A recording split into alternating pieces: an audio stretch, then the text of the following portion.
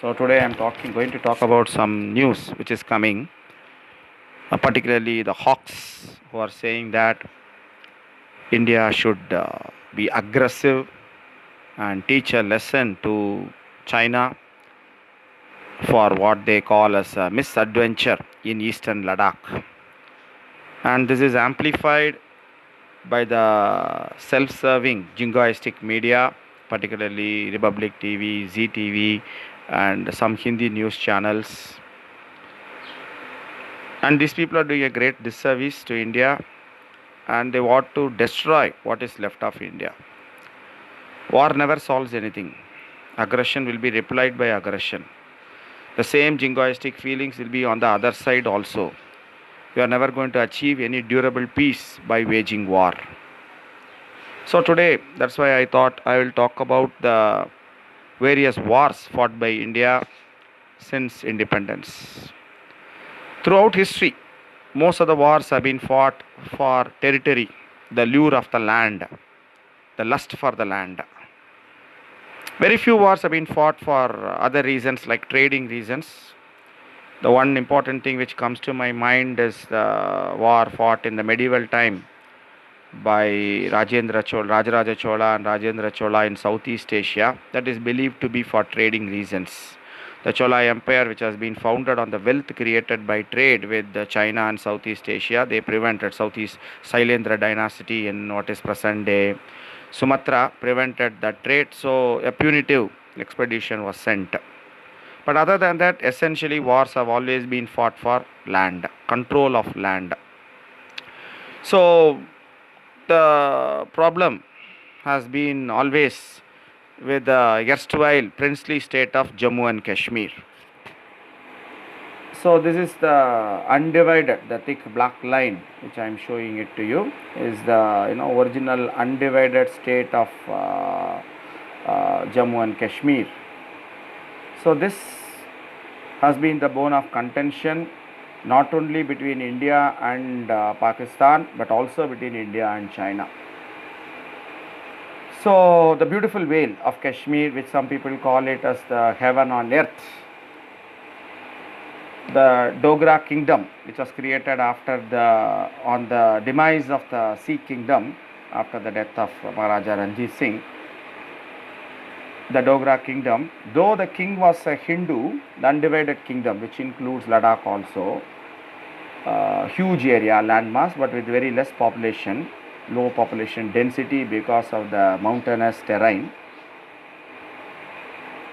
At the time of 1947, 3/5 of the population was Muslim, both in the Kashmir Valley and also in most of the parts of Jammu region. Some areas which are at present in India, Poonch and Rajouri, and some areas which have gone to Pakistan of Jammu, Muzaffarpur area, northern areas, Kargil area in Ladakh, this is Kargil, and Leh of course is majority Buddhist, with the southern part of the Jammu region, Jammu, Kathua, Samba region and parts of Udhampur region, majority Hindu.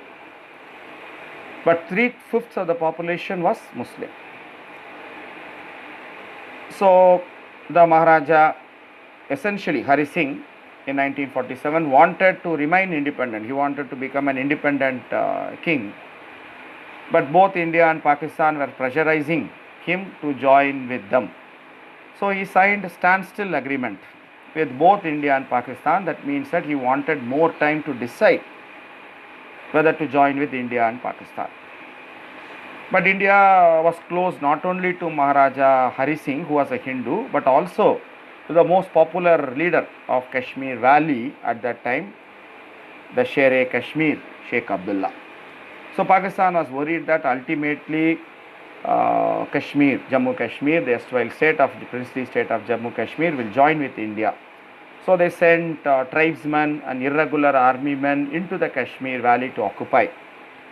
So the Maharaja Ranjit Singh has no other alternative other than to sign the instrument of accession in October 1947, in which he acceded to India. So then India becomes part of India. So therefore India airlifted troops. The reason being airlift was, as you can see right now, The only road link right now between Punjab and Himachal is fully mountainous. The only present road link is through Pathankot region to Jammu, and from Jammu to this thing, there was no road from Jammu to Srinagar at that time. You have to go via Muzaffarpur or through the Punjab plains through Islamabad and then reach Muzaffarpur and then reach Srinagar. So India has to necessarily airlift and prevent the capture of Kashmir Valley by Pakistani supported tribesmen coming from northern areas. This is northern areas. So the war went on for more than a year till December 1948. The Indian army successfully drove out the invaders out of Kashmir Valley. The whole of Kashmir Valley is with India. Then after more than a year of war, of course everybody was battle weary. Then army chief said, we cannot keep on fighting a long war because we have shortage of ammunition, the soldiers are tired, and more importantly the terrain doesn't support us. If we take the war into northern areas, it is completely unknown territory with the temperatures plunging to -20, -30 in Gilgit and Baltistan, and we'll be fighting the territory war in the tribesman territory. So it is an unwinnable war if you take it further and try to retake huge areas where population is almost nothing. So we have captured the whole Kashmir Valley, so it is better that we stop the war. So the government also accepted because the condition in 1947-48, it has seen the world's biggest ever migration, mass migration. India was very poor, we didn't have even food. So we had to beg food to, free food to, we didn't have even foreign exchange to pay for food. So our focus was on development, to resettle people who have come from what areas which have gone to Pakistan, and then to become food self-sufficient, to provide basic amenities to all the people. So rightly so, we decided through the aegis of United Nations, decided to end the war. India also accepted the UN resolution in 1948, which said that there should be freedom, should be the right of political rights should be given to the people. People of Jammu Kashmir should decide, not necessarily the king who has signed the instrument of accession with India, which is very legal, but let the people of whole united area of Jammu Kashmir, including Leh, Kargil, northern areas, Pakistan occupied Jammu areas, Jammu, Kashmir, everybody let them decide. Let us conduct a plebiscite or referendum to decide the political future, whether Jammu Kashmir should join with India or Pakistan or remain independent. But the condition, precondition, why India accepted? Because simple. That says that what the areas which are under Pakistani control right now in 1948 should be returned back to India, and India will conduct a referendum. So it was a win-win situation for India. But Pakistan never returned the areas which is under their control. It is what is called as Azad Kashmir by Pakistan. Map also says so, but the map has been taken from internet. So before the over enthusiastic people haul me over the coals for sedition, let me clarify that it is taken from internet. So the areas under Pakistani control, what is known as Pakistan administered Kashmir or Azad Kashmir, and the northern huge area called northern areas, has to be returned back to India, which Pakistan has never done so. So there was no question of India conducting a plebiscite. In 1953, India and Pakistan both agreed to conduct plebiscite in a bilateral agreement also, but by the time Cold War has started between US and USSR, and US did not want that to happen. They wanted Kashmir problem to keep going so that they can play one against another. If they can play favorites, India versus Pakistan. So it never happened.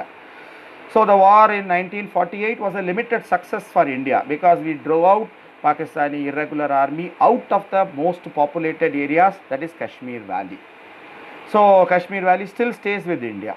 So that is the greatest thing. But we didn't pursue them because of the financial constraints, and also the army advising against such adventures, which will be very costly both in terms of men and material. So but the problem was always there, fermenting, the embers were always there. So the next war was waiting to happen. The next war happened in 1965. Before that, there was a war with Pakistan, China in 1962. I'll come back to that later. 1965, India was demoralized after the huge loss of territory. 1962, prestige and all that, and Nehru has died, and Pakistan felt that Lal Bahadur Shastri was a weak leader. He was just fresh, so they thought that they can again. They started creating trouble in this thing. They started sending material, arms, money, and all through a strategic pass called Haji P Pass, which is not there in this map. Somewhere here in this area. So they created trouble in the Kashmir Valley. The valley was burning. There are a lot of anti-India protests, pro-Pakistan protests, and all that. So that led to clashes and all, and eventual war. 1965 war was essentially a stalemate. So Pakistan occupied a lot of areas in this particular area, that is Punjab, whereas India captured a lot of areas in southern parts, that is Rajasthan, Sindh belt, lot of desert areas. So, but it was again, it was, both countries are not able to achieve their target. India wanting to capture the areas, which are under Pakistani control since 1948, and Pakistan's dream of capturing Kashmir Valley. So, it didn't happen. Both sides was essentially a stalemate. So, US was busy with Vietnam War at that time. So, it didn't play any role. In the Soviet Union, USSR played the role of the mediator. So it called both Indian and Pakistani prime ministers to Tashkent, present it was in Uzbekistan, then part of Soviet Union, and an agreement was signed, and both countries exchanged the territories they captured. So military analysts at that time said that India should not return the Haji Pir strategic pass in the Himalayas, through which Pakistan will again send troops. But Lal Bahadur Shastri overruled them. He said, we want peace. We have to settle it, because if you don't give Haji Pir Pass, then Pakistan will not give many places it has captured in Punjab. So we have to end war, and if you don't, then USSR, which was then a friend of India, will be angry with India, and that's the only country which is supporting India in Security Council. As you know, US was completely pro-Pakistan during the Cold War time. So there could be very strong, Security Council resolutions against India. So we have to accept what the Soviet Union, because Soviet Union wants to increase its prestige in the global arena by making both India and Pakistan accept the peace plan given by it, that is exchange of territories and exchange of all the prisoners of war, which India agreed, because we want a durable peace. So, but again things started coming, and 71 war came. 71 war was not necessarily over Kashmir, even though battles were also fought there, but essentially on the eastern front in Bangladesh, where India captured the whole of Bangladesh and created a new country. East Pakistan then became Bangladesh, and 90,000 Pakistani soldiers in East Pakistan surrendered to Indian army, and India also took some territory again in Punjab, Sindh area.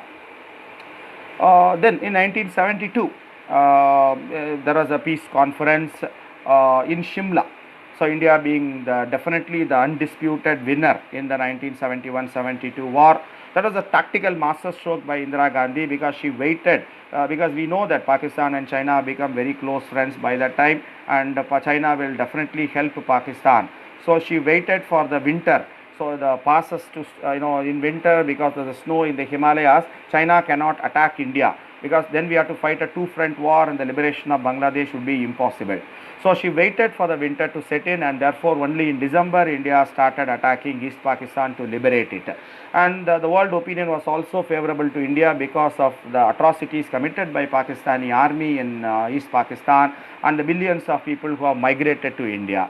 So morals were and ethics were also supporting India, and we also signed an agreement to prevent US supporting Pakistan during the war. She also signed an agreement with the Soviet Union that if any country attacks India, then Soviet Union will jump into war. So US didn't want to start a World War III, particularly after licking the wounds of Vietnam War at that time. They were no mood to they were politically, morally supporting Pakistan in the international arena, including Security Council, but they didn't enter the war on the side of Pakistan, which enabled India to decisively defeat Pakistan in the 1971-72 war. But we cannot gloat on the winning war, because the issue is there. What is that issue? The land, Kashmir, is still there. So we have to be magnanimous in victory. So Indira Gandhi called Zulfikar Ali Bhutto, the then Pakistani Prime Minister, to Shimla, and we signed an agreement under which India gave back the 90,000 soldiers we captured during the war. And we also transferred the 9,000 square kilometers of territory, mostly in the wastelands of the Thar Desert we captured in Sindh.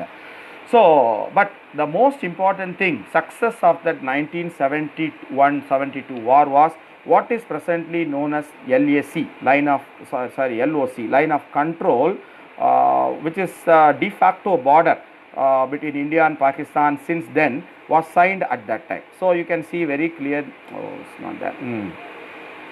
So this is the dotted line which you can see is the LOC. So we've been able to sign that LOC, which Pakistan also just it is unlike in the last video I said that the problem between India and China in Ladakh is there is no boundary at all. But here we have a boundary. You can see all the dotted line up to this point. The problem is only up to this point. Otherwise, it is very easy. The line is very clear. There is no, because both sides have agreed onto the map. By 1970s, all surveys have been done, and there is absolutely no dispute about what is about line of control. Of course, India says that all the areas of Wurzweil state of 1947 J&K is part of India. China, Pakistan claims on the basis of religion the whole of Kashmir Valley and other parts of Jammu, which are Muslim majority, as its parts. But there is no debate or no issue, no doubts about line of control. So when Pakistan does some misadventure like the Kargil misadventure in 1999, when they clearly crossed the line of control and occupied the places which are under Indian control as per 1972 Shimla agreement, India showed immediately to the international community, particularly US, the maps of 1972 which Pakistan has also agreed, and the satellite pictures of 1999 which Pakistan has clearly transgressed onto Indian territory. So it prevented a large scale war in 1999 because US put enormous pressure under Clinton, put enormous pressure on Pakistan to withdraw from Kargil. So India can use also air power because Pakistan has accepted that this area, all the wars fought, you remember Tiger Hill and all the things, etc. India used air power to neutralize the Pakistanis who are dug up there. So the world opinion was completely supporting India because LOC agreement was signed in 1972 that prevented a full-fledged war in 1999. But still there is some problem because the issue is same problem. The Kargil, the 1975 war stopped at this particular point. I have marked it with I'll mark it with red here. Yeah, this point is called NJ 9842. This is 99842. So the map LOC signed by India and Pakistan in Shimla Agreement 1972 clearly states that the LOC is still NJ 9842. Beyond that, it says the line goes north. So India says north here means like this, whereas Pakistan says north here means like this. So there is a dispute in this particular area. This is known as Siachen Glacier. So still India controls this area right now.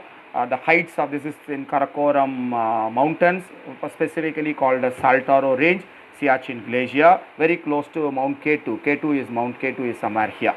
Karakoram Pass is again very close by, through which China and Pakistan constructed an all-weather road. Karakoram Highway also passes through the Shakshgam Valley.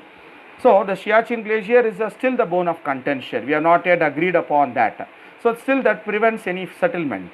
But this area, why we have not mentioned in 1975 war, because as I showed you, these are all 7,000 meter and winter temperatures are minus 40.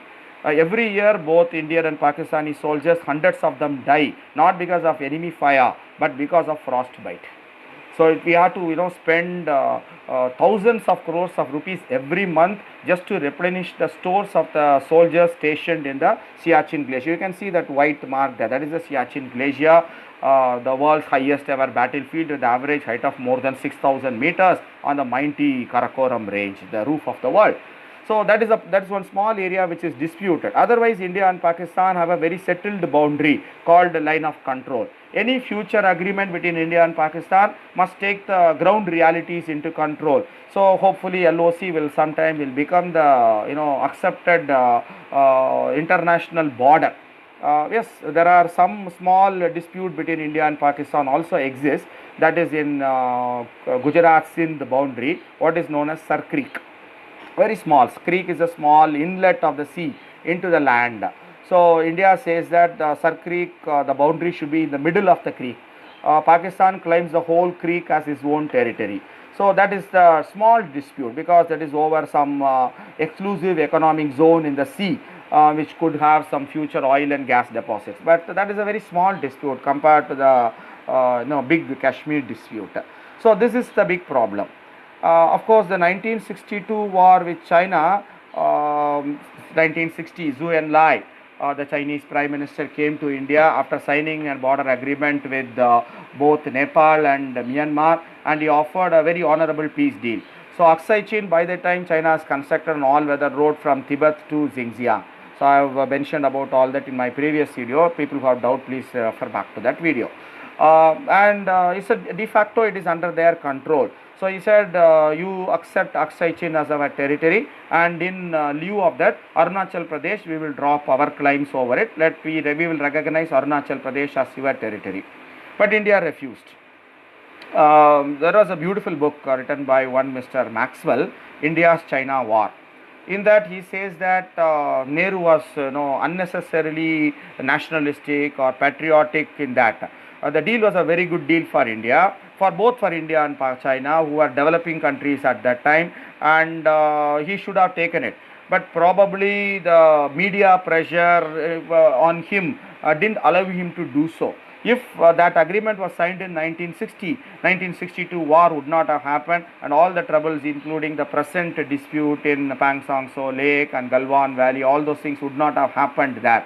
Anyway, 1962, what a watershed year, because India never thought that China could muster, such large number of troops across the mighty Himalayas, and just literally pour into Indian held areas and just devastate both in Western Front and also Eastern Front, where they captured the whole of Arunachal Pradesh, but they withdrew back.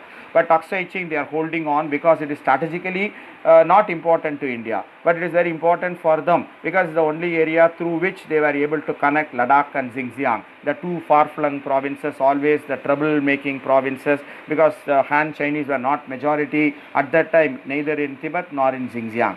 So they wanted a all-weather road connecting that. Say they would not have given on Aksai Chin. But India could have asked for concessions in all other areas. We missed a golden opportunity in 1960. And unfortunately, we are paying the price right now. So many people criticize Nehru for his Tibet policy. I don't think so, because Tibet was always under the control of China, and it is a done thing. You can't change it, whether how much, as I said in the last video, I would like Dalai Lama to go back again to Tibet and become the de facto ruler of Tibet, but it is not going to happen, because if wishes were horses, then all of us can fly. But we have to accept the ground reality. The pragmatism is the most important thing in deciding your policies, including foreign policy. So this is the ground situation right now. This is the area which is under Chinese control, and this shaded area, it has been part of northern areas, but due to strategic reasons, China has asked for it, and China and Pakistan have signed an agreement into which Pakistan has given this area, it's called Shashkam Valley, to China. And this area is under northern areas and control of Pakistan, and similarly this area, which is geographically not part of Kashmir, but geographically part of Jammu, Muzaffarpur area, is also under the control of Pakistan since 1947-48. So as I said, what is the impact of all these wars on India? I am not really concerned about the impact on China and Pakistan. So I am specifically talking about the impact of such wars on India. So the Indian economy suffered so badly because of the war. It is not only about the amount of money you transfer from developmental things into army.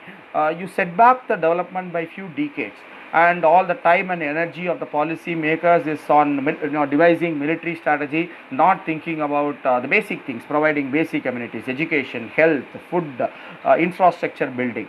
The first plan, of course, the 5-year plans were created by the architect of modern India, Jawaharlal Nehru. The first plan was a very, this didn't have an ambitious target at all. The target was only 2.1, but it was 3.6. We almost doubled the target. The second plan, 56 to 61, before the war. So, of course, the first Pakistan war was 47-48. It was before the creation of the plan. So I can't give any data for that. 4.5 and 4.3, almost we achieved it. Now comes the third part of it. You see that 1950, 61, 63, third plan, 5.6, Shastri years, but 2.4. This is the period we fought two disastrous wars, 1962 war with China and 1965 war with Pakistan. So the projected actual growth rate was not even 40% of the target growth rate. Same thing, fourth plan, 1969 to 74, in which we fought the 1971-72 Bangladesh, very successful militarily, but economically we see it is disastrous. 5.6 was the target, actual growth rate was 3.3. This is what we call it, the Greeks would call it as a Pyrrhic victory, Pyrrhic. It means that you may have won the war, but the cost at which you have done winning the war is so disastrous that the victory doesn't mean anything at all. It is as good as a defeat. So economically it sets us back.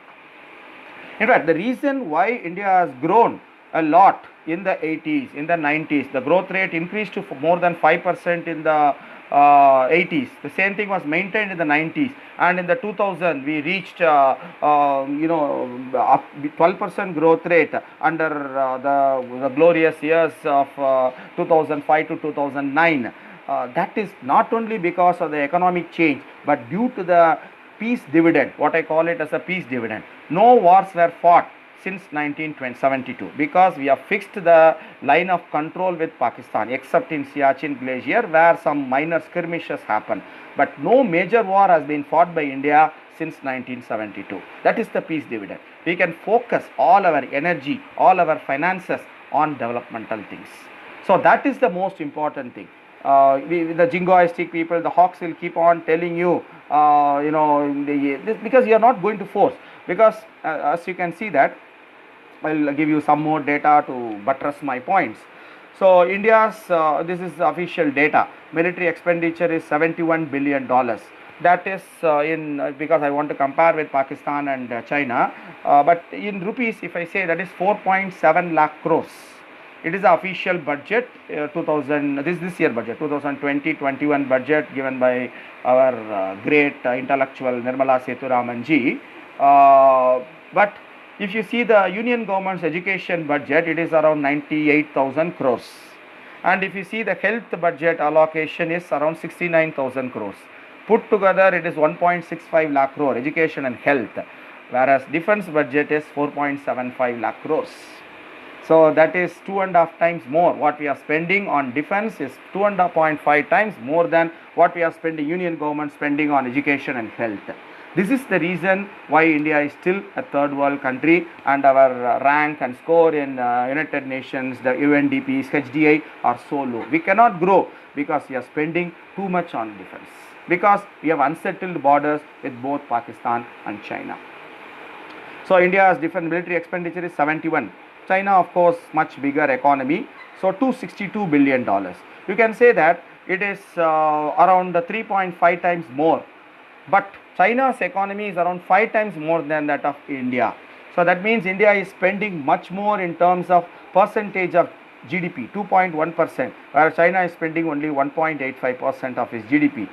The problem with Pakistan is they are spending, their aim is always to militarily match India because of the wars they have fought, and they have not forgotten 1971-72. They want revenge for the dismemberment of Pakistan in 1971-72. So they are spending very small amount when you compare with India, $11 billion. That is India's military expenditure is around 6.5 times more. But you see the comparatively the Indian economy is around $3 trillion. Whereas Pakistan, in terms of nominal GDP, whereas Pakistan economy is $300 billion.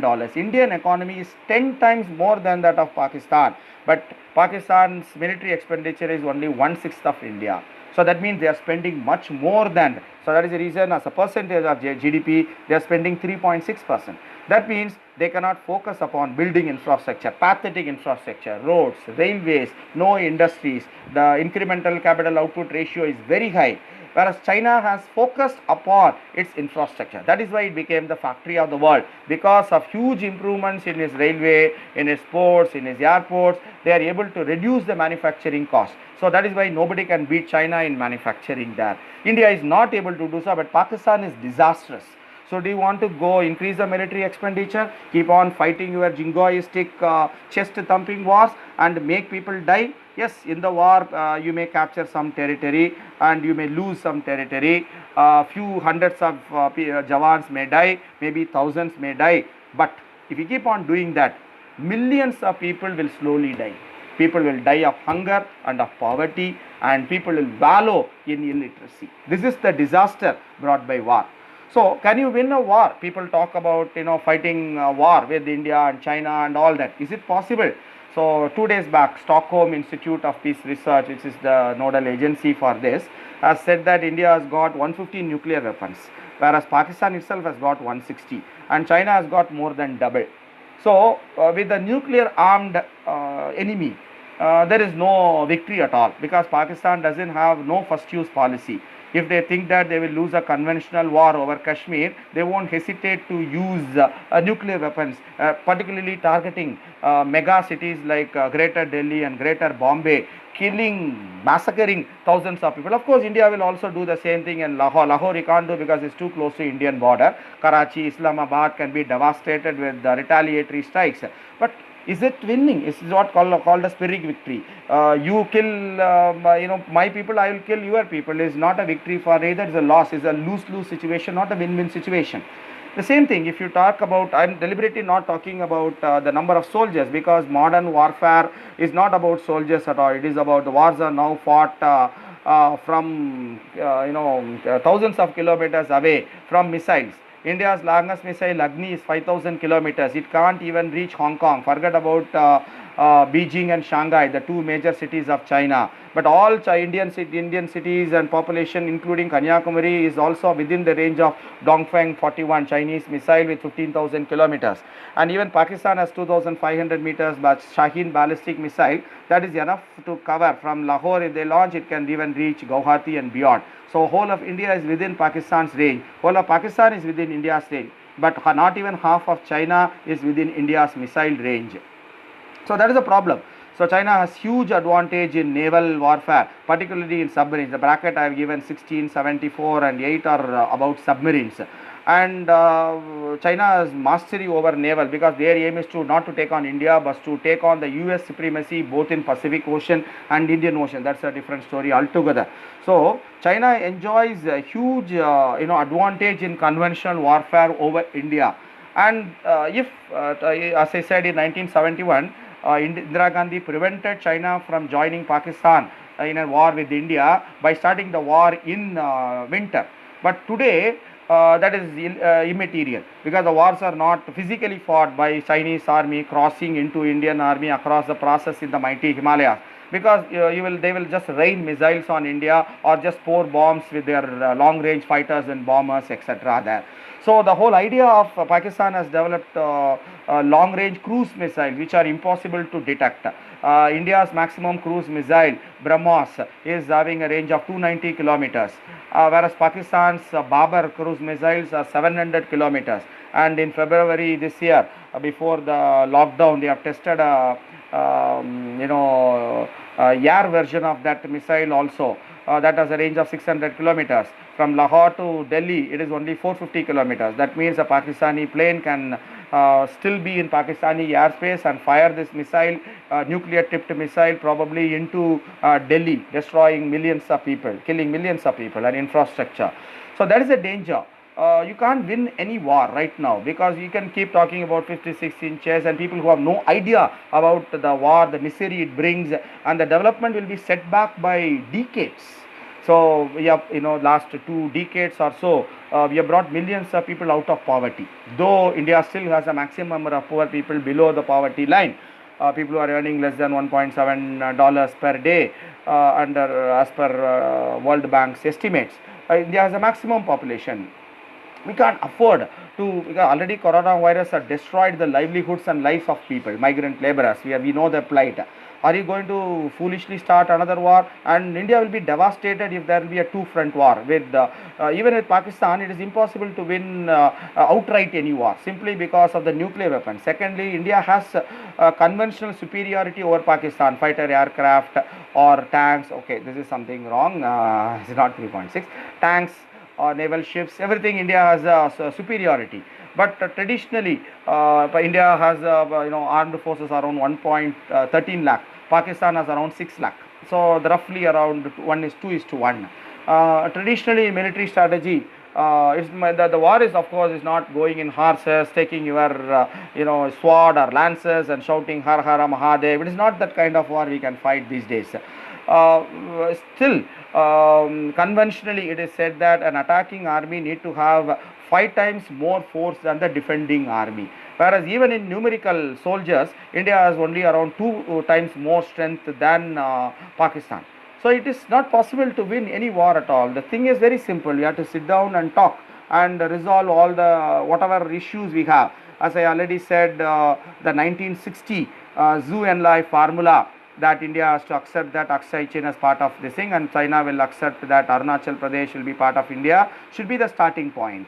Because you are not going to physically, you are not going to retake Aksai Chin. It is not possible at all for India, because China is going to become a global superpower, whether you like it or not. I definitely don't like it, but you can't change it. You are powerless. Even US cannot change it. Trump tries his best, but he himself cannot do anything about that.